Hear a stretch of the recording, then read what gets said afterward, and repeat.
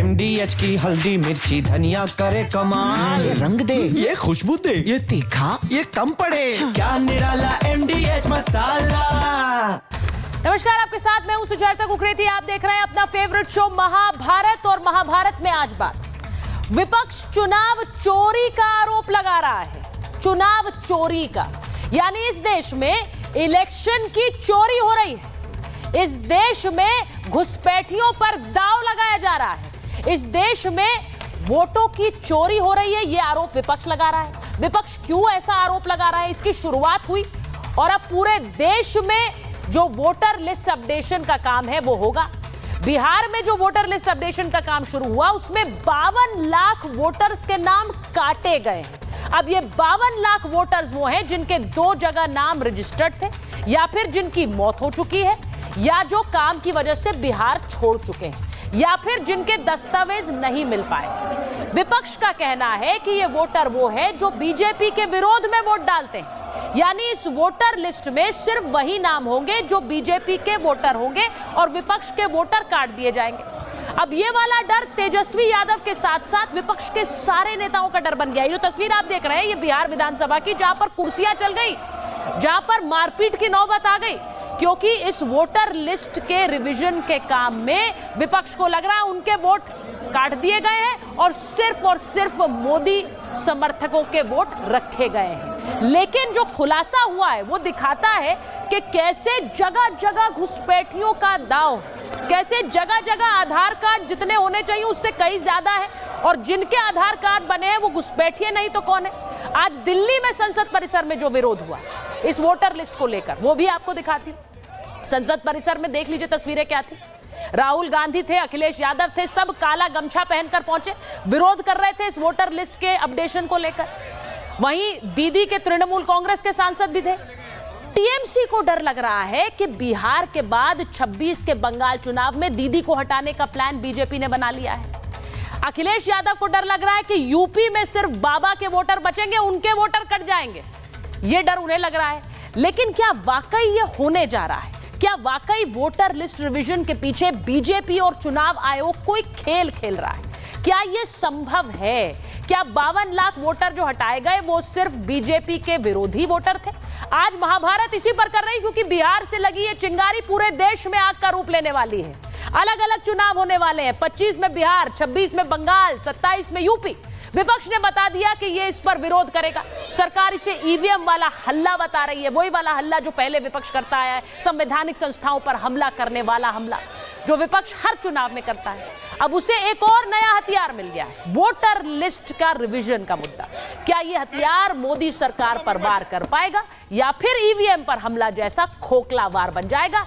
आपको एक रिपोर्ट दिखा रही हूं, आपको एक रिपोर्ट दिखाती हूं, क्योंकि मोदी सरकार को हराने के लिए अब क्या ये नया वोटर लिस्ट रिवीजन का मुद्दा है या वाकई विपक्ष के आरोपों में कोई तथ्य है?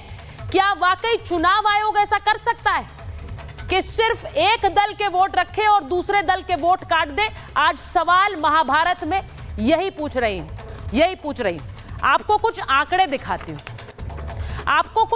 दिखाती हूं कि कैसे आधार कार्ड, फर्जी आधार कार्ड का खेल चल रहा है। आबादी से अधिक आधार कार्ड बिहार में मिले हैं, इसीलिए यह मुद्दा गरमाया है। जो सीमांचल जिला है उसमें अधिक आधार कार्ड मिले हैं। कैसे? बिहार में आधार का जो सैचुरेशन है करीब 94% है। सैचुरेशन यानी अगर 100 आधार होते हैं तो उसमें 94 लोगों के आधार सही पाए गए हैं, मिले हैं। लेकिन सीमांचल में 100 लोगों पर 120 आधार कार्ड मिल गए, यानी जहां की संख्या 100 होनी चाहिए वहां 120 आधार कार्ड कैसे बन गए? करीब 20 आधार कार्ड अतिरिक्त कैसे बन गए? सवाल यह है। किशनगंज में औसतन 100 में 126 आधार मिल गए। ये एक्स्ट्रा जो आधार है वो किनके बने? पूर्णिया में औसतन 100 में 121 आधार कार्ड है। किसके हैं ये 21 जो अधिक हैं?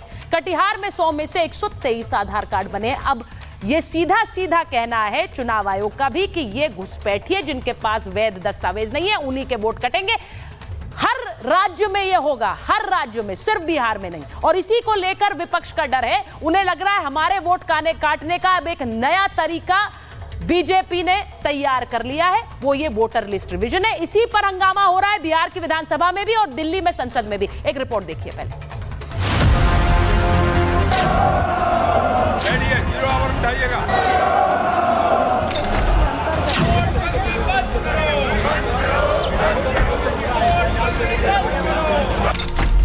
क्या चुनाव में वोट चोरी हो रहे हैं? और इलेक्शन चोरी किया। क्या वोटर लिस्ट से नाम काटे जा रहे हैं? 50 से 80 लाख या हो सकता है उससे भी बेसी ज्यादा जो सूची में से नाम यानी काटेंगे। बिहार टू बंगाल टू दिल्ली बड़ा घमासान छिड़ चुका है। आज संसद में भारी हंगामा देखने को मिला। सदस्यों के आचरण व्यवहार को देख रहा है। विपक्ष काले कपड़े पहनकर वोटर लिस्ट रिवीजन मुद्दे पर विरोध प्रदर्शन कर रहा था। विरोध के लिए कई सांसद काले कपड़े पहनकर आए तो राहुल की सफेद टी शर्ट पर काला गमछा दिखा। मॉनसून सत्र की शुरुआत से ही सरकार पर सवाल खड़े कर रहा है विपक्ष। एकजुट होकर विपक्ष सरकार पर सवाल खड़े कर रहा है। आरोप ये कि बीजेपी के वोटर्स का नाम जोड़ा जा रहा है और विपक्ष के वोटर्स का नाम काटा जा रहा है।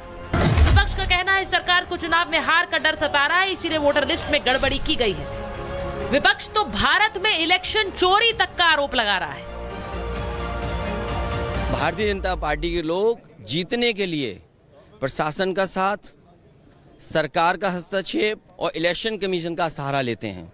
और बाई इलेक्शन उत्तर प्रदेश का उदाहरण है, जहां पर वोट की लूट हुई, पुलिस ने वोट डाला। सिर्फ 52 लाख की बात नहीं है, सिर्फ बिहार की बात नहीं है।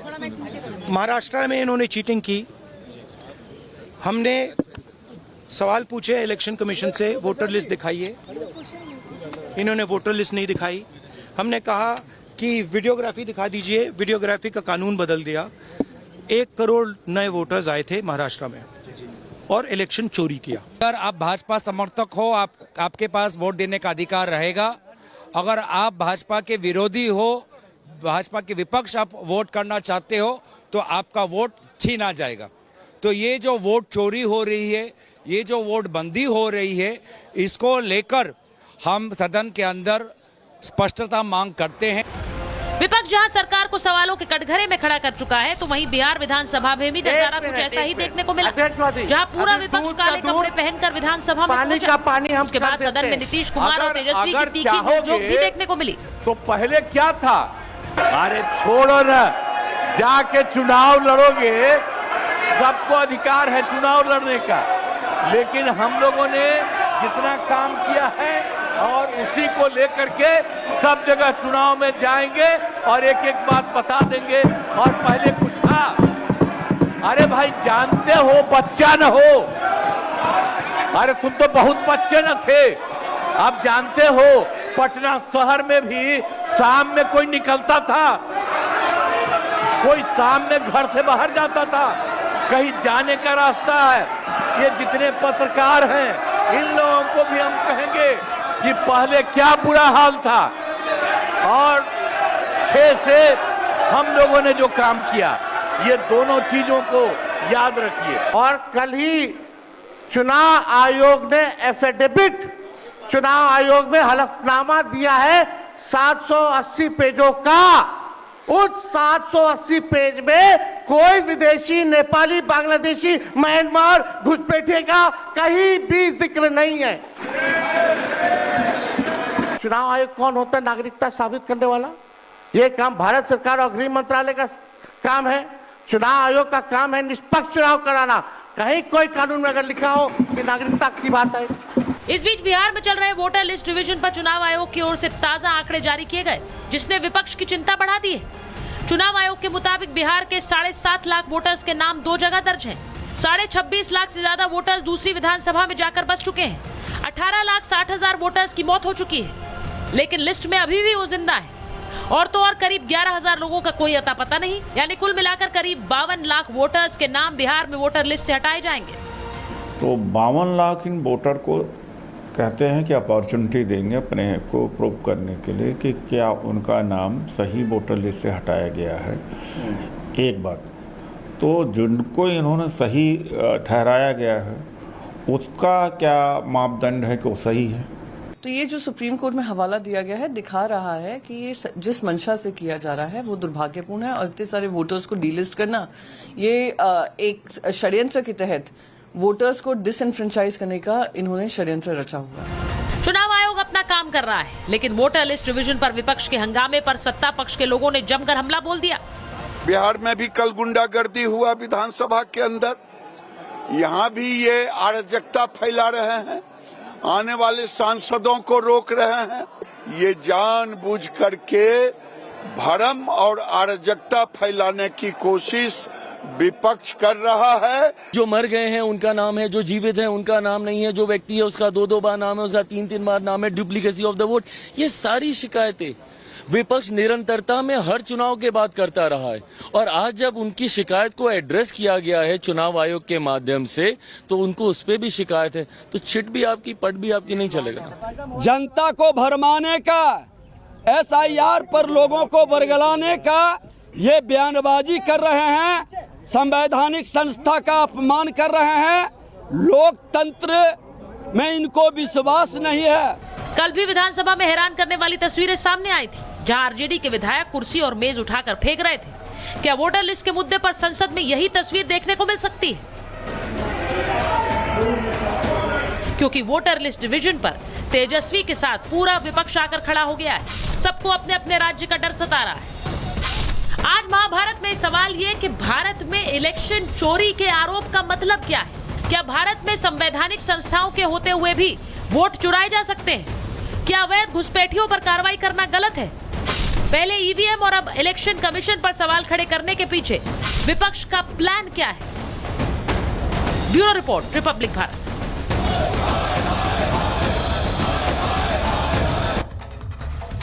मेरे साथ बीजेपी की प्रवक्ता शाजिया इल्मी जी जुड़ रही हैं, हर्षवर्धन त्रिपाठी जी वरिष्ठ पत्रकार हमारे साथ जुड़ रहे हैं, सत्यप्रकाश मिश्रा जी जेडीयू के नेता हैं हमारे साथ हैं, नवल किशोर जी प्रवक्ता हैं आरजेडी के, वरुण पुरोहित जी कांग्रेस के नेता हैं, संजय सरकार जी टीएमसी के नेता हैं और राजनीतिक विश्लेषक मुमताज आलम रिजवी साहब हमारे साथ जुड़ रहे हैं। बहुत बहुत स्वागत आप सभी का। मैं शुरुआत सबसे पहले शाजिया जी इस बात से करना चाहती हूँ कि जो आंकड़े मेरे पास हैं उन आंकड़ों में बिहार में अब ऐसा लग रहा है ये बिहार का मुद्दा नहीं है। Let me make that very clear. अब अलग अलग राज्यों में ये वोटर लिस्ट अपडेशन होगा और जिन जिन राज्यों में होगा वहां पर हंगामा शुरू हो गया है। संसद में सारे नेता मौजूद थे, अखिलेश जी भी वहां मौजूद थे, राहुल गांधी थे ही, कांग्रेस के नेता थे, टीएमसी के सांसद थे। अब उन्हें लग रहा है कि हर जगह बीजेपी हमारे वोट काटेगी और हमें चुनाव हराएगी। शाजिया जी। प्रणाम और आदाब आपको भी और जितने भी आपके दर्शक इस प्रोग्राम को देख रहे हैं और जो भी पैनलिस्ट इस वक्त मौजूद हैं। देखिए, जब मैं इस तरह की बातें देखती हूँ और सुनती हूँ तो बहुत ही एक तसल्ली होती है। अब मुझे इस बात पे यकीन हो जाता है कि हमारा काम इस तरह का शानदार काम है और हर एक जनता के जो मन तक पहुँचने वाला काम है और दिल में उतरने वाला काम है कि ऑपोजिशन पार्टीज मिलकर अभी से समा बांध रही हैं और कोई ना कोई बहाना बना रही हैं, ये जानते हुए कि उनकी शिकस्त जो है पूरी तरह से लिखी हुई है। तो ये बात सुनकर मुझे भाजपा के प्रवक्ता होने के नाते बहुत सुकून मिलता है, क्योंकि जाहिर है ये डर जो है इसी से है क्योंकि उनको हार का अंदाज़ा है और एहसास है। अब बात करते हैं एक एक जगह की और जो आपने जिक्र किया है। अब आप खुद ही देखिए क्या होता है आधार कार्ड। आधार कार्ड हर एक इंसान के पास होता है जो जताता है कि आप उस जगह के रहने वाले हैं, या आपका आता पता है, एक तरह से KYC उसका होता है और एक वो आधार होता है। अब सोचिए ऐसे सीमांचल के 4 जो डिस्ट्रिक्ट्स हैं जहां आबादी से ज़्यादा आधार कार्ड हैं, ऐसा सैचुरेशन है, तो आप इसको कैसे समझेंगे और इसको कैसे समझाएंगे? और यही है वजह सारी खलबली की। अब आप देखिए पूरे देश में 90% आबादी मानी जाए उसके पास आधार कार्ड है, जो अपने आप में बहुत बड़ी चीज़ है, लेकिन सीमांचल में आंकड़ा आबादी से भी ज्यादा है। और अगर बात करेंगे ये मैम यही आंकड़े मैंने चलाए हैं, अभी स्क्रीन पर भी यही आंकड़े चल रहे हैं। नवल जी, ये स्क्रीन पर भी यही आंकड़े चल रहे हैं कि मैं नहीं तो रिपीट कर रही हूँ। चलिए मैं बहुत अच्छी बात है, बहुत अच्छी बात है, मैं देख नहीं पा रही हूँ तो आप दिखा रहे हैं। अब ये सोचने वाली बात है। इसके अलावा अगर आप देखिएगा कि 5.56 फीसदी वोटर्स 5.56% वोटर्स एड्रेस पर नहीं पाए जा रहे हैं। 2.1% 2.1 फीसदी वोटर्स जो हैं मृत घोषित हो चुके हैं। 2.3 फीसदी जो लोग मृत पाए गए हैं या फिर जो 2 जगह के वोटर हैं या फिर जो लोग बाहर जा चुके हैं बिहार से, इनके तो बकायदा डिटेल्स चुनाव आयोग दे रहा है। लेकिन इसी के साथ साथ जो कटिहार है या पूर्णिया है, जहां पर 100 में 121 आधार मिले, कटिहार में 100 में 123 आधार, ये सैचुरेशन की बात कर रही हूं मैं नवल जी।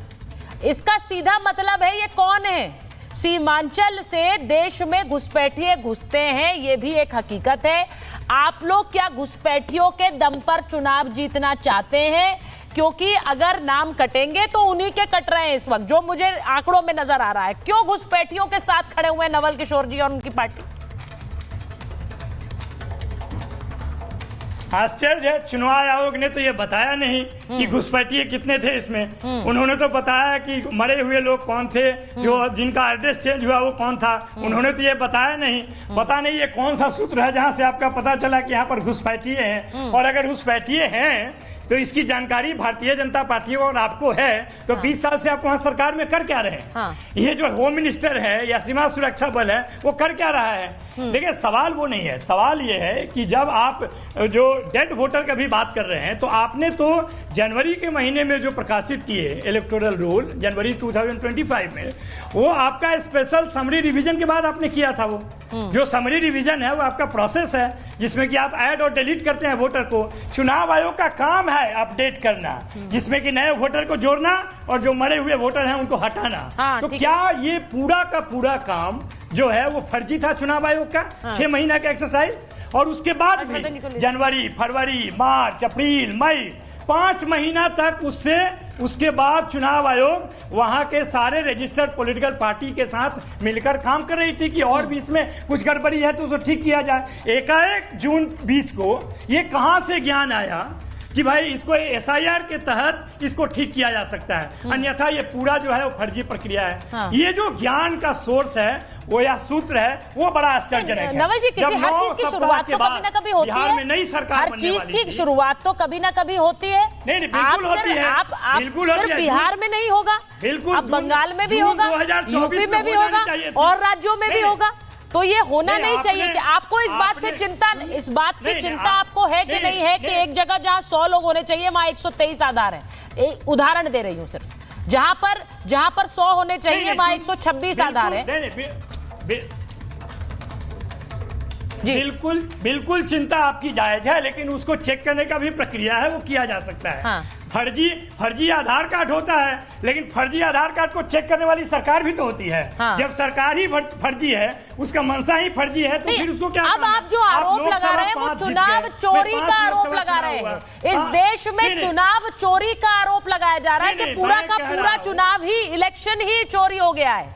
ये आरोप आप लोग लगा रहे हैं। क्या ये संभव है? क्योंकि प्रक्रिया में पारदर्शिता नहीं है। जिस चुनाव आयोग का काम, मुख्य काम है स्वच्छ और निष्पक्ष चुनाव कराना, वो राजनीति कर रहा है। और जिसका सरकार चलाना है, जिसका काम है कि विदेशी मूल के लोग यहाँ नहीं आए, वो यहाँ पर कह रहा है कि चुनाव कैसे होगा, तो डाउट तो होगा ना। मैं कह रहा है कि संसद में देखिए, ये जो आपने आरोप लगाया ये बिहार तक सीमित नहीं है, ये बड़ा क्लियर है।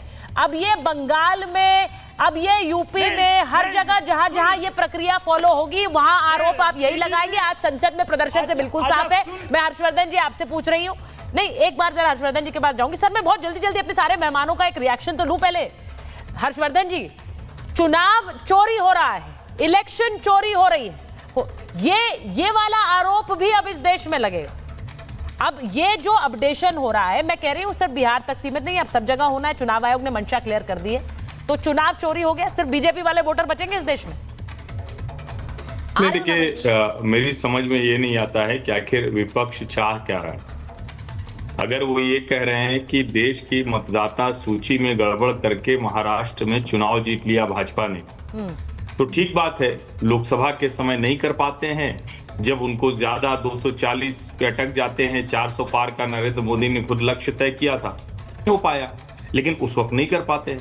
उत्तर प्रदेश में वो नहीं कर पाते हैं, जहां 37 लोकसभा की सीटें उनकी गंवा देते हैं वो समाजवादी पार्टी के हाथे, 6 गंवा देते हैं कांग्रेस के हाथों।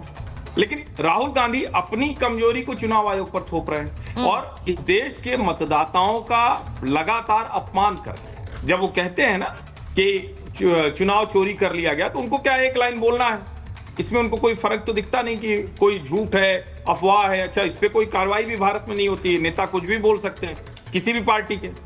इसी बिहार में, जिस बिहार का चुनाव 2025 में होने जा रहा है, क्या शानदार चुनाव हुआ था। 2020 का चुनाव याद होगा नवल जी को, एकदम कांटे का मुकाबला था। कुछ मेरे ख्याल से 7-8 सीटों का अंतर था, भाजपा और राष्ट्रीय जनता दल में कुछ 1 या 2 सीटों का अंतर था।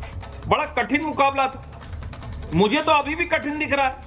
दोनों तरफ के जो गठजोड़ हैं उनके अपने खांचे बड़े दुरुस्त हैं, लेकिन जब कोई राष्ट्रीय पार्टी या नेता प्रतिपक्ष कह रहा है कि चुनाव चोरी हो रहा है, वोटर लिस्ट की बात कर रहा है, तो चुनाव आयोग की पहली जिम्मेदारी क्या बनती है? पहली जिम्मेदारी बनती है कि अब जितने भी चुनाव होने जाए, चुनाव के ठीक पहले उनकी मतदाता सूची का पुनरीक्षण हो, स्पेशल इंटेंसिव रिवीजन, मतलब विशेष गहन पुनरीक्षण हो। अब इसमें क्या क्या निकल के आ रहा है, अगर अभी तक के आंकड़ों के आधार पर देखें तो लगभग 52 लाख है डुप्लीकेसी, बोगस, नहीं रहे, शिफ्ट हो गए, तो क्या वो हटाए नहीं जाने चाहिए? और मैं तो समझ ही नहीं पा रहा हूं कि विपक्ष कैसे कहता है कि मरे हुए लोग किसी के मतदाता हो सकते हैं क्या? बड़ा आश्चर्य है, विपक्ष कह रहा है कि हमारे मतदाता काट दिए जा रहे हैं। अब मरे हुए लोग किसी के मतदाता हो सकते हैं, ये तो पता नहीं। कोई बोगस मतदाता है तो वो किसी का मतदाता हो सकता है क्या? और मेरा तो ये एक, जिसको कहते हैं कि कहना भी है, भाई जब आपके 1.5 लाख से अधिक BLA हैं, देश के लोगों को फर्क पता होना चाहिए। BLO मतलब जो बूथ लेवल ऑफिसर हैं, जो सरकारी कर्मचारी अधिकारी होते हैं। BLA यानी राजनीतिक पार्टी का कार्यकर्ता है वो, जिसको उसकी पार्टी मैं जब आपसे बात कर रही हूं तो एक खबर भी आ रही है और सूत्रों के हवाले से खबर है, मैं ये बता दूं जरा अपने दर्शकों को। सत्यप्रकाश जी आप भी सुनिए, वरुण जी आप भी सुनिए, संजय जी, खबर ये आ रही है कि ECI ने जो ये पूरी प्रक्रिया की है स्पेशल इंसेंटिव रिवीजन की, यानी कि जो वोटर लिस्ट अपडेशन की है, इस पर केंद्र सरकार संसद में चर्चा नहीं कराएगी, ऐसी खबर हमारे पास आ रही है, क्योंकि इलेक्शन कमीशन के कामकाज पर किसी तरह का कोई चर्चा नहीं चाहती है सरकार। ECI के सर पर संसद में चर्चा नहीं होगी, ऐसी खबर आ रही है मेरे पास। ये कहा जा रहा है कि इस पर संसद में चर्चा केंद्र सरकार नहीं चाहती है, क्योंकि इलेक्शन कमीशन एक संवैधानिक संस्था है, उसके कामकाज को इस तरह स्क्रूटनाइज किया जाए, ये सरकार नहीं चाह रही है। उस पर यहां चर्चा हो और उस पर आक्षेप लगाए जाए, उस पर कई सवाल उठाए जाए, ये सरकार नहीं चाहती है। इसीलिए ये संभव है कि इस पर चर्चा नहीं होगी। ये जो आप देख रहे हैं, जो संसद में सारे नेता उतरे हुए हैं और हंगामा कर रहे हैं, ये इसी को लेकर कर रहे हैं। अब ऐसी मेरे पास खबर आ रही है, मुझे जरा सत्यप्रकाश जी के पास ले जाइए। सत्यप्रकाश जी को लीजिए स्क्रीन पर। सत्यप्रकाश जी, जरा ये बड़ा क्लियर लग रहा है कि इस पर शायद चर्चा ना हो, और वो इसलिए क्योंकि इलेक्शन कमीशन की वर्किंग, हम जानते हैं कि EVM को लेकर कितने सवाल उठाए थे। EVM को लेकर कहा गया कि इससे टैंपरिंग की गई, इससे वोट, सिर्फ एक ही तरह के वोट पड़ते हैं। उसके बाद जब इलेक्शन कमीशन ने कहा आइए जरा EVM की जांच कर लीजिए, तो कोई नहीं गया। अब एक बार फिर से दूसरा आरोप है कि सिर्फ बीजेपी वाले वोट रहेंगे, सिर्फ एनडीए वाले वोट रहेंगे। सुचारिता जी, पहले तो संसद में चर्चा के बारे में बात कर लेते हैं जी। संसद कभी भी चुनाव आयोग के किसी भी प्रक्रिया और उसके फंक्शन पे कोई चर्चा हो ही नहीं सकती।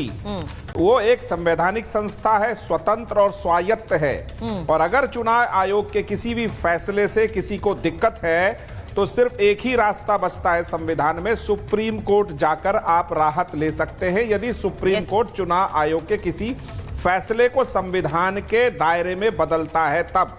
मेरी दुविधा यह है कि मैं क्या मानूं कि विपक्ष के तमाम नेता संविधान हाथ में तो लेकर घूम रहे हैं, लेकिन संविधान की ना पढ़ते हैं, ना सुनते हैं, ना उसकी मानते हैं। तो सदन में यह चर्चा तो नहीं हो सकती, पॉइंट 1। क्या कल कोई विपक्ष का नेता यह भी कह सकता है, राहुल गांधी जैसे नेता से मैं ये उम्मीद कर सकता हूं कि सुप्रीम कोर्ट में कोई मैटर सब जुडाइस है या सुप्रीम कोर्ट ने कोई फैसला कर दिया, उस पर सदन में चर्चा कराई जाए? तो राहुल गांधी जी की हताशा, निराशा और तमाम चुनाव में उनको मिलने वाली और बिहार के चुनाव में संभावित मिलने वाली बताशा से वो बड़े परेशान हैं। नवल जी बता देंगे बताशा किसको कहते हैं। हम चुनाव आयोग के खिलाफ ये तमाम पार्टियां सुप्रीम कोर्ट गई, सुप्रीम कोर्ट ने एसआईआर को रोका नहीं। इसका मतलब है कि सुप्रीम कोर्ट ने यह स्वीकार किया कि संविधान के दायरे में चुनाव आयोग इस प्रक्रिया को कर रहा है।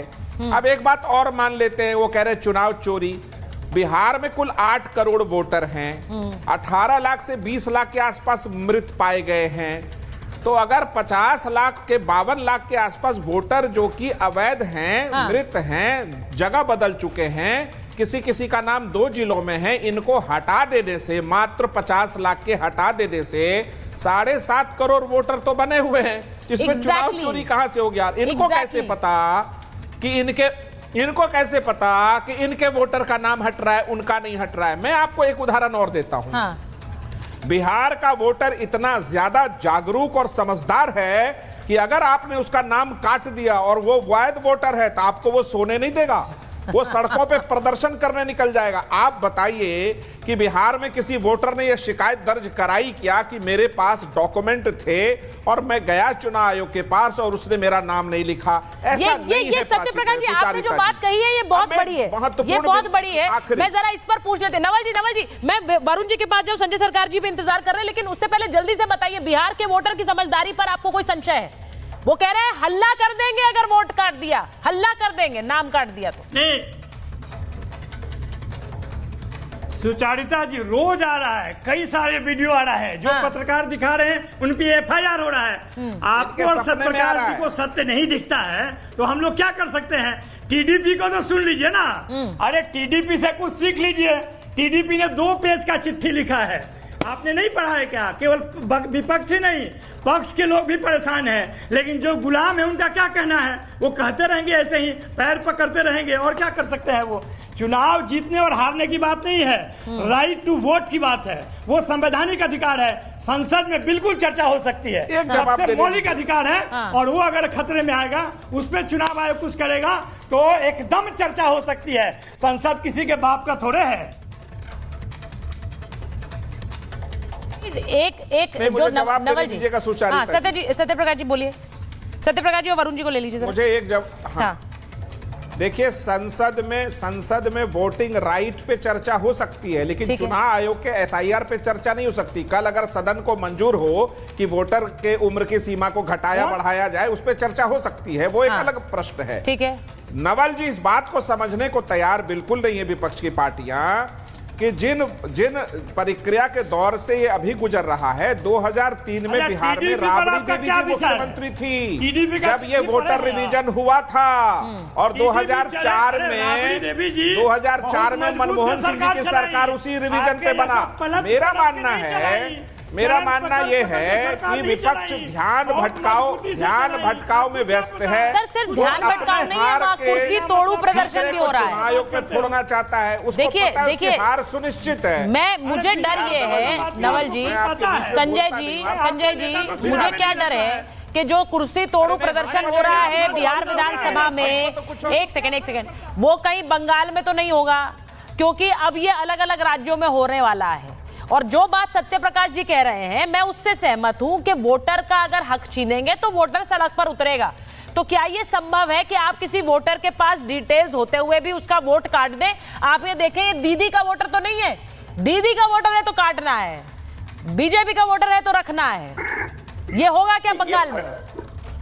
ये फर्जीपन तो काम चालू कर दिया था, चालू कर दिया। एक एपिक नंबर में 3 आदमी को नंबर, ये गुजरात में भी उसका नाम है, उसका हरियाणा में भी नाम है, बंगाल में भी नाम है। ये तो हम लोग तो प्रूफ कर दिए, चुनाव आयोग मान भी लिया ये गलती हुआ है, इतना चोरी तो कर दिया था। अच्छा, दूसरा नंबर बात बताइए, आपने देखा चुनाव आयोग ने डिक्लेयर किया था 65% वोट हुआ, दूसरे दिन आ गया 77%। अच्छा, ये बताइए जो वोट जो बढ़ जाता है तो देखिए ये तो मतलब जो स्ट्रांग रूम के अंदर तो उसके लिए तो कहा उन्होंने, उसके लिए तो कहा कि समय लगता है ना, वोटिंग नंबर्स जारी करने के लिए थोड़ा समय लगता है। सुनिए ना, बोलने दीजिए ना। आप बीच में टूकेंगे तो हम कैसे बोलेंगे? आप बीजेपी वाला को आप अमृत पानी समझते हैं, हम लोग बोलते तो आपको गुस्सा होता है, मुश्किल लगता है, मालूम है।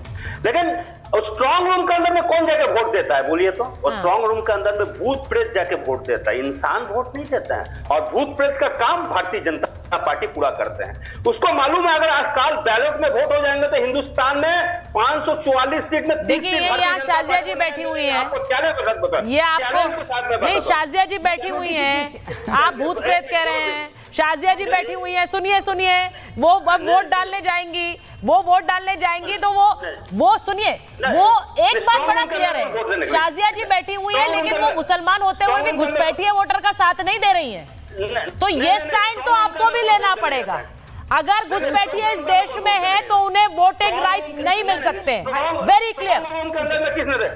बिल्कुल बिल्कुल सुचरिता जी, सुचरिता जी मैं 3 बात कहना चाहती हूँ यहाँ पे, छोटी सी 3 बात। भाई साहब आप मेरी बात सुनेंगे? 3 बातें भाई साहब आपके समक्ष में रखना चाहूंगी। सबसे पहले तो बिहार भारत का हिस्सा है, जो भी वोट डालेगा वो भारतीय होगा। फर्क नहीं पड़ता है कि वो मुसलमान हो, बांग्लादेश का हो या हिंदू हो, नेपाल का हो, भारतीय ही वोट देंगे और भारतीयता जो है सबसे बड़ा एक आधार रहेगा। लेकिन उससे बात को आगे बढ़ाते हैं। आपने 2-3 बातें कही, मैं आपको बहुत ही जल्दी एक दूसरा मेरा जो पॉइंट है जो मैं कहना चाहती हूँ कि अभी 98.01 इलेक्टर्स हैव बीन कवर्ड, यानी कि 98% से ज्यादा की हम बात कर रहे हैं। इसके अलावा हम बताते हैं कि 20 लाख डिजीज्ड वोटर हैं जिनको मृतक 22 मान लीजिए, 1 लाख इलेक्टर्स जो हैं अनट्रेसेबल हैं और 7 लाख इलेक्टर्स जो हैं वो एनरोल्ड हैं एक से ज्यादा जगह पर। 28 लाख जो हैं उन्होंने परमानेंटली स्थानांतरण किया है, यानी कि माइग्रेट किया है। अब इन सबके मद्देनजर एक और जरूरी बात, अब ये सारा एक ड्राफ्ट लिस्ट के तहत 1 तारीख को अगस्त को सबके सामने आएगा।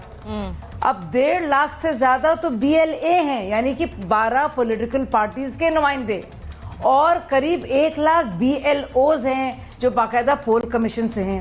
तो भैया ऐसी कौन सा ताकत है जो आपको और आपके BLA को और आपकी पार्टी के किसी भी प्रवक्ता को या नेता को रोकेगी जानने के लिए कि भाई ये हमारा वोटर है, इसका नाम नहीं है, ये जिंदा भी है? मैं समझ नहीं पा रही हूँ प्रॉब्लम क्या है। मैं ईवीएम वाली बात कभी बोलती नहीं, पूरे पारदर्शिता के साथ और मुझे सामने आएगी तो रोना धोना किस बात का है? ये मातम पहले से क्यों मनाया जा रहा है? ये आप सरेंडर मोड में है क्या? वो कह रही है सरेंडर मोड में आ गए, हार पहले ही मान रहे हैं, इसीलिए आप मातम मनाने लग रहे हैं। नवल जी हार मना रहे हैं। अच्छा, सुचारिता जी बोलना चाह रहे हैं भाई। नहीं आप बताइए, अभी आपने ईवीएम की चर्चा की, ईवीएम पे जिसने किताब लिखा JVL Narasimha democracy at risk, उसको राज्यसभा बना दिए। उस समय आडवाणी जी उसका विमोचन कर रहे थे, तब क्या था ईवीएम में जो सवाल थे वो जायज थे, तभी वीवीपैट लगाए गए। आप इतना काम कर सकते हैं, मैं चुनौती देता हूं चुनाव आयोग को। नहीं नवल जी, आप ईवीएम वाली बात पर आते हैं, ये हर बार हल्ला होता है। मेरा बड़ा क्लियर एक सवाल है कि जब ईवीएम के लिए चुनाव आयोग बुलाता है तो आप क्यों नहीं जाते हैं? आप क्यों नहीं प्रतिनिधि भेजते हैं कि वो दिखाएं कि टैंपरिंग कैसे होती है? बुलाया था, वो टैंपरिंग नहीं दिखा पाए। वो टैंपरिंग के लिए कोई जाता नहीं है, क्योंकि ये बड़े बड़े आरोप लगाना संवैधानिक संस्थाओं पर सही लगता है। फिर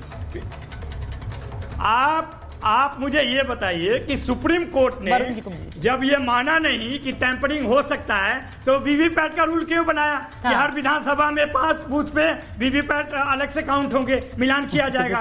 डाउट तो हो सकता है ना, क्यों नहीं हो सकता है? यहाँ पर तो जो आयोग का अध्यक्ष है उसी पे डाउट है कि वो राजनीति क्यों कर रहा है, जिसको अच्छा, आयोग के अध्यक्ष पर ही डाउट कर रहा है, जिसको राजनीति करनी चाहिए वो चुनाव में कर रहा है। वरुण जी को भी लीजिए।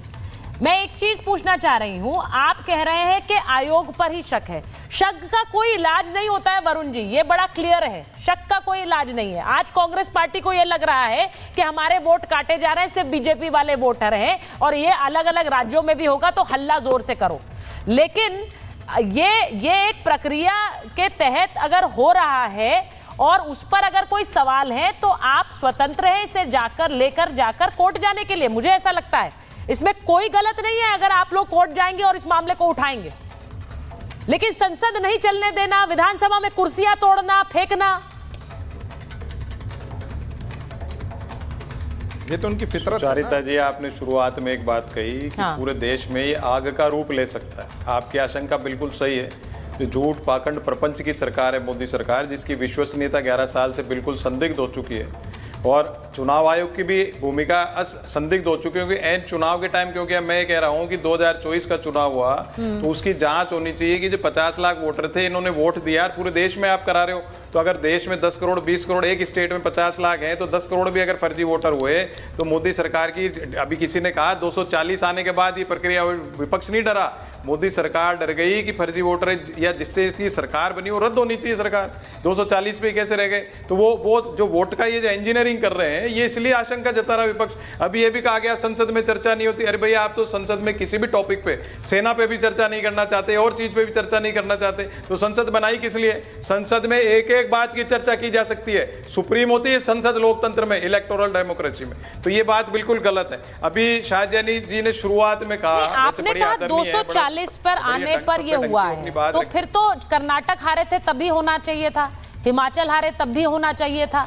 यानी कि वो ऐसी एक मशीन बना दे कि वो हारे ही ना चुनाव। तो लोकसभा से मतलब है ना।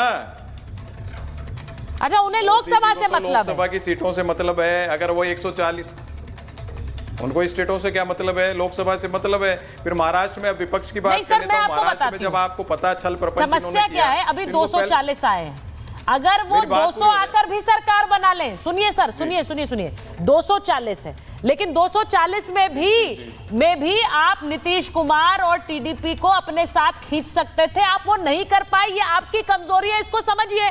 वो नहीं साथ होते, सरकार नहीं बनती, वो उनके साथ है, ये एक कमजोरी आपकी भी थी।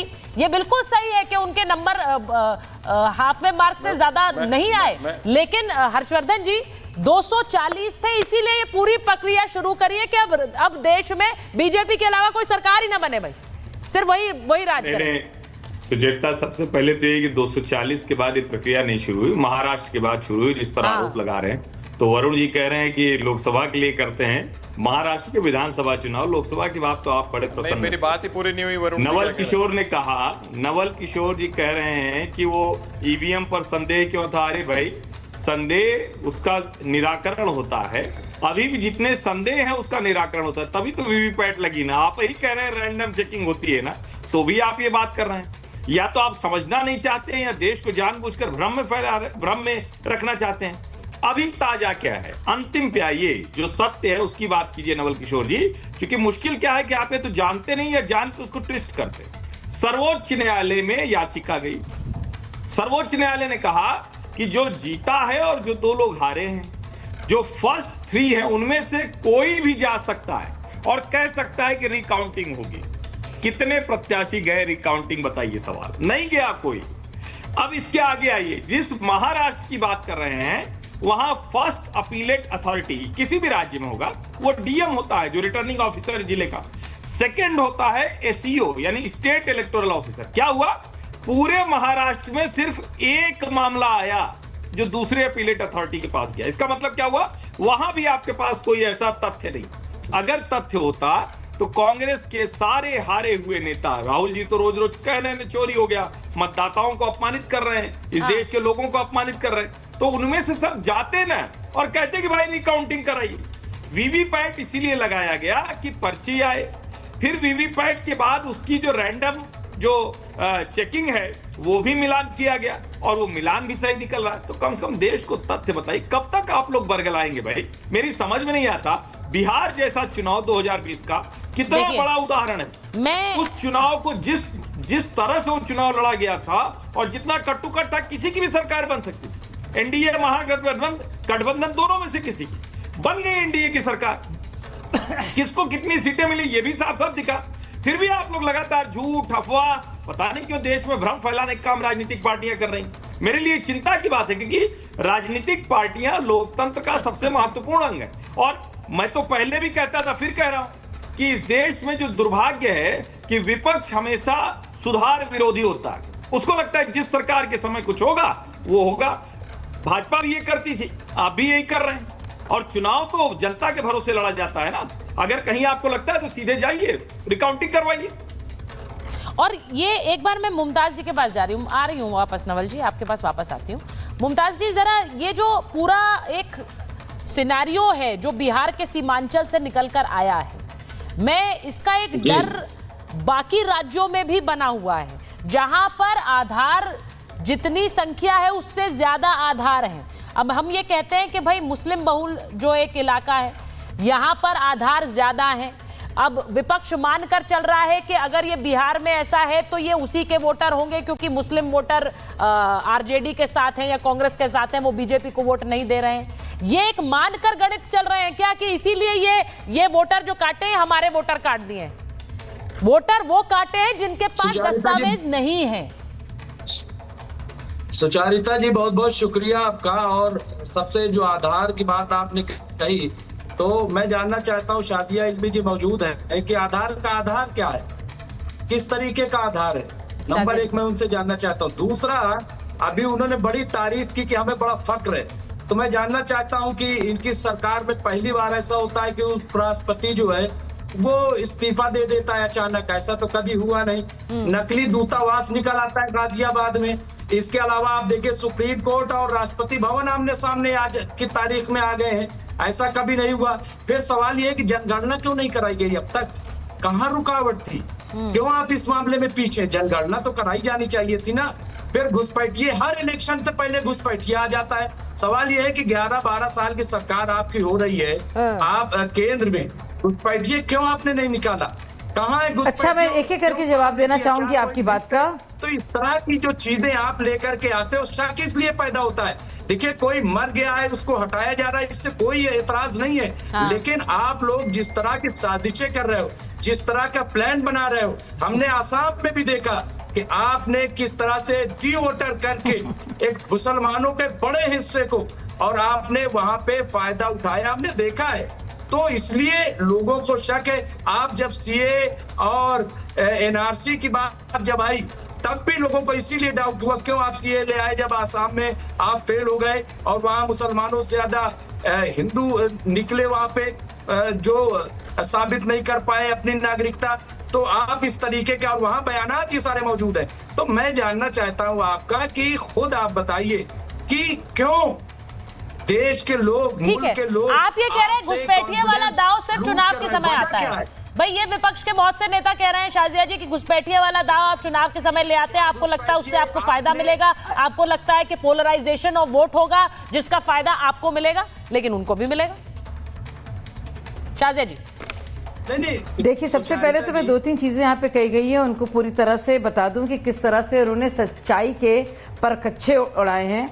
सबसे पहले तो महाराष्ट्र हाईकोर्ट ने साफ तौर से इलेक्शन कमीशन को न सिर्फ क्लीन चिट दी है बल्कि कहा है कि कोई भी अनियमितताएं महाराष्ट्र चुनाव में नहीं की गई। ऐसा एक भी प्रमाण राहुल गांधी की पार्टी नहीं ला पाई जिससे कहीं से भी साबित होता कि जो कुछ भी इलेक्शन कमीशन ने किया है वो अनुचित है।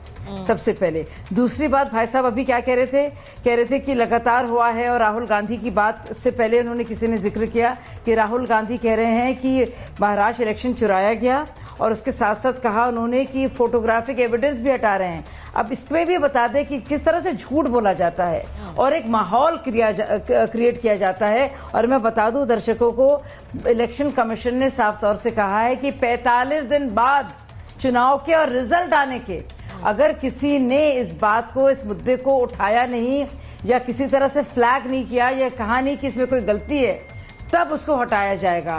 तो 45 दिन बहुत काफी हैं।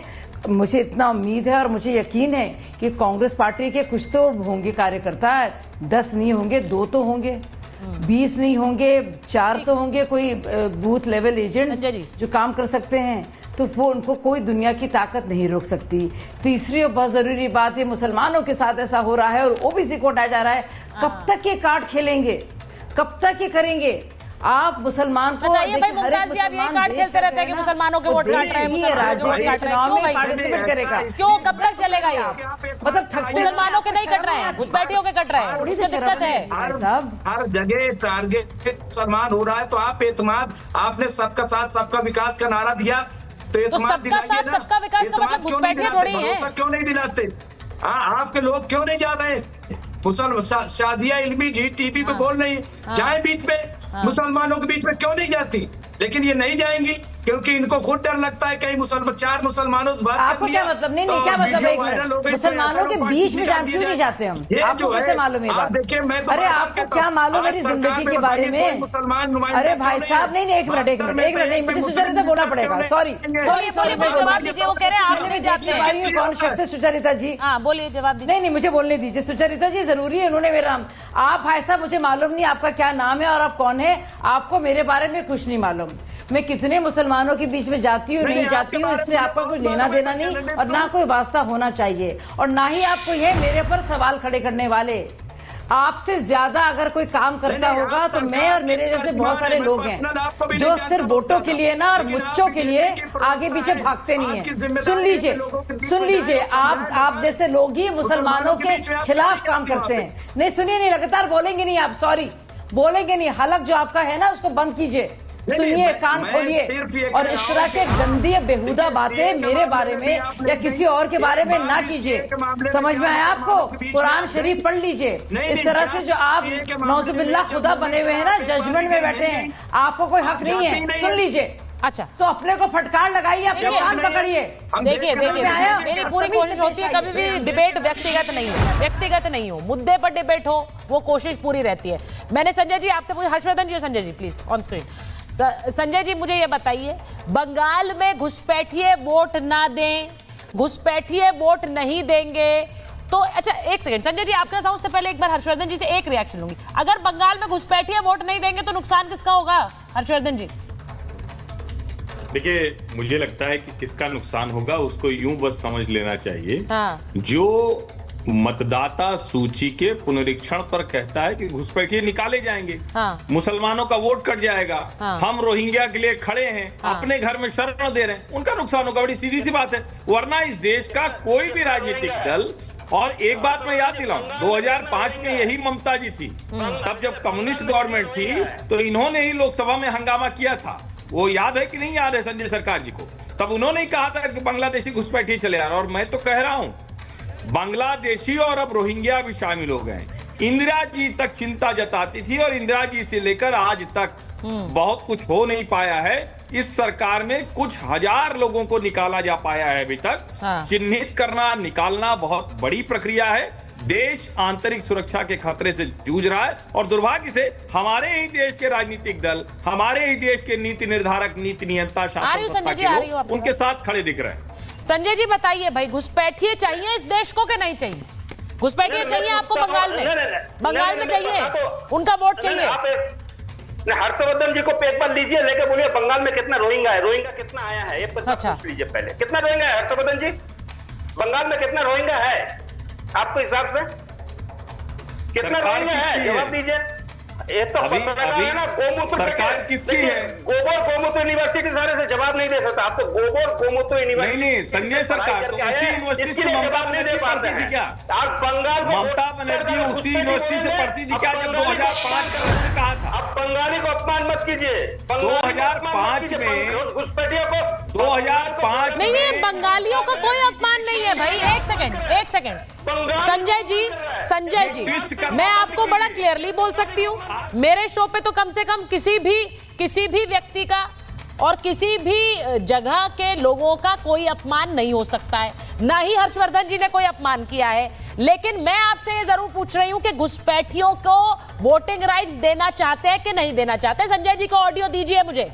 मैं पूछता हूँ, बंगाल को वोटर को घुसपैठी बोलने का मतलब? बंगाल के वोटर को नहीं बोल रही हूँ, बंगाल के वोटर को नहीं बोल रही हूँ, घुसपैठियों को घुसपैठिया बोल रही हूँ। अब बंगाली को बांग्लादेशी, बंगाल के वोटर को कोई नहीं बोल रहा है। आप खबर को मत घुमाइए, बंगाल का वोटर है, घुसपैठिया है। आप घुसपैठिया को वोटर बनाना चाहते हैं, ये वाली साजिश नहीं चलती है सर। आप घुसपैठिया को वोटर बनाना चाहते हैं, आप चाहते हैं वो वोट डाले, लेकिन ऐसा नहीं होगा। और अगर उसमें कोई सुधार होता है तो आपको दिक्कत होती है, क्यों होती है? बंगाल के वोटर का सब सम्मान कर रहे हैं संजय सरकार जी, लेकिन आप उनका अपमान करते हैं जब आप घुसपैठिए को वोटर बनाते हैं। वो मत करिए। बंगाली को अगर आप घुसपैठी, मैं अरे भाई सब देख रहे हैं Sanjay ji what you are doing, सब देख रहे हैं आप क्या कर रहे हैं। कौन बना रहा है बंगाल के वोटर को? आप बना रहे घुसपैठिया को वोटर। आपको लगता है वो वोट देंगे तो आपकी सरकार बनेगी? ऐसा नहीं होगा। और ये रिवीजन बहुत जरूरी है, हर राज्य में जरूरी है। और उसके बाद भी मैं कह रही हूँ, बिहार में ये रिवीजन के बाद भी अगर नवल किशोर जी आपकी सरकार आ जाएगी, आरजेडी की सरकार आ जाएगी, तो कहां मुंह दिखाएंगे आप? मुझे बताइए। मुझे तो नहीं पता है, हो सकता है ये चुनाव आप जीत जाए बिहार में, हो सकता है अपने दम पर, आपको नीतीश कुमार की भी जरूरत नहीं पड़ती पहले हर चुनाव में, इस बार अपने दम पर बना लेंगे, तो कहां जाएंगे ये आरोप लेकर? नवल जी जरा सोचिए इसके बारे में, क्योंकि ये संभव है। हर राज्य में आपकी सरकार बन सकती है, बंगाल में फिर से दीदी आ सकती है, संभव है। तो फिर ये आरोप लेकर कहां जाएंगे, जरा आप सोचिए। मेरे पास समय इतना ही था, बहुत बहुत धन्यवाद। अब आया असली स्वाद। अब आया स्वाद। जब स्वाद के पड़े हो लाले तो MDH का चंकी चाट मसाला डालें। MDH का चंकी चाट मसाला। MDH